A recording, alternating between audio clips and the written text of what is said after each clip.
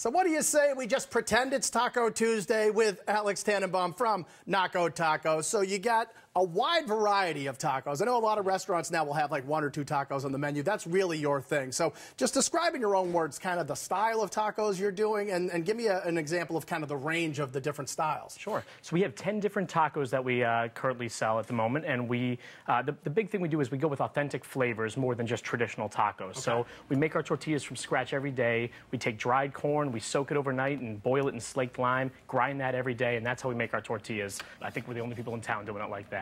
We have 10 different kinds. We have a duck taco these days, a pulled pork, gets great char from the grill, really sweet and nice, playing with some burnt onions on that. And yeah, we just try to keep it fresh and just, do our own little twist on what most people think of as traditional or authentic tacos. Yeah, and you can see all the time and attention. I mean, there's a lot of different layers of ingredients and flavors that are going into them. And for me, the #1 is still the al pastor. I mean, I know that's a traditional one. So how do you guys do the al pastor kind of Naco Taco style? Sure, yeah. I mean, it's still one of our best sellers and it's been on the menu, probably the only thing that's been on the menu since day one at this point still. And we use achiote paste that we marinate the pork in, and then we add burnt pineapple to it, a little bit of onions and cilantro, and all those flavors just kind of play off each other. You get the acidic, you get a little bit of the sweetness, that caramelization, and it's really just like a perfect taco. Yeah, it is. It's the perfect bite. It has everything you want in one bite, and that's the way I like to do it at Naco Taco. Now, you have the one side of the menu is definitely devoted to tacos, and the other side of the menu is devoted to tortas, sort of these Mexican-style sandwiches. And I think this has to be your #1 seller because this thing is so good. I mean, people will look at it and see like, oh my God, I have to eat this. It's called the pavo. So describe this one for us. So this is just a turkey sandwich, but just kind of elevated to another level. This is not just a turkey sandwich. No. This is the best turkey sandwich. So this is,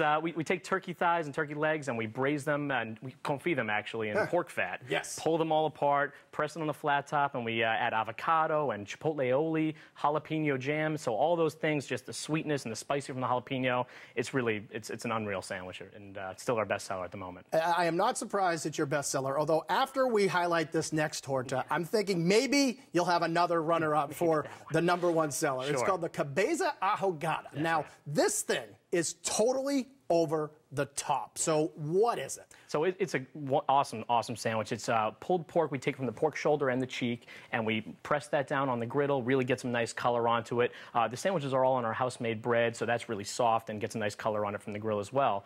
We add avocado and pickled onions and bacon and dunk it into pork broth, which we make from the juices from the original pork that we cook off, add some guajillo chili to it, and it's just, it's basically a Mexican French dip. Yeah, that's the thing. And when you see just that sauce kind of smothering this sandwich, it is just begging you. I mean, it's kind of a knife and fork event, I'm assuming, right? Well, so, and the ahogada, that actually means drowned. So it's a drowned head sandwich is what it is. And it's really just, it's rich, and it's a nap time sandwich for sure. All right, so to round out your meal, you do have some interesting sides you do as well, so it's not just the torta, not just the taco. And you have these, listen, you'll find plantains at a lot of kind of Latin restaurants, but I've never seen these plantains con queso. So explain this one. So we use ripe plantains, very sweet, very soft, and we fry them, get a really great caramelization on it, and then we take as much cheese as we can handle and just dump it on top, broil it, and it's just like a perfect bar snack, a perfect drinking food, and yeah, I mean, it's really just sweet and salty, as simple as it gets, and it's perfect. And speaking of drinking foods, I mean, to me, this is another side that to me just begs you to have a cerveza, you know what I mean, which is this yuca and chicharron, which for people that aren't familiar with either one of those ingredients, so what is it? So the chicharron is actually pork belly that we cure for a week and smoke in-house. Then we cube it up, we fry that. Yuca is a root vegetable similar to a potato. Fry that up as well. And we just kind of mix it together, just crunch, and, it's not French fries, but it's got that nice softness to it and the crispy outside. Add spicy aioli made with Pekin chilies and some arugula just to kind of give it that lemony, peppery kind of vibe as well. And it's, that we have people come in, order a runny egg on top of it, and that's all they'll eat for lunch, is just a pile of that. That might be the best idea I've heard all day. And you're giving me another reason, an excuse to go back to Naco Taco, everyone. I'm heading over there. It's 297 Mass Ave. That is Central Square, Cambridge, and you can find them online at nacocentral.com.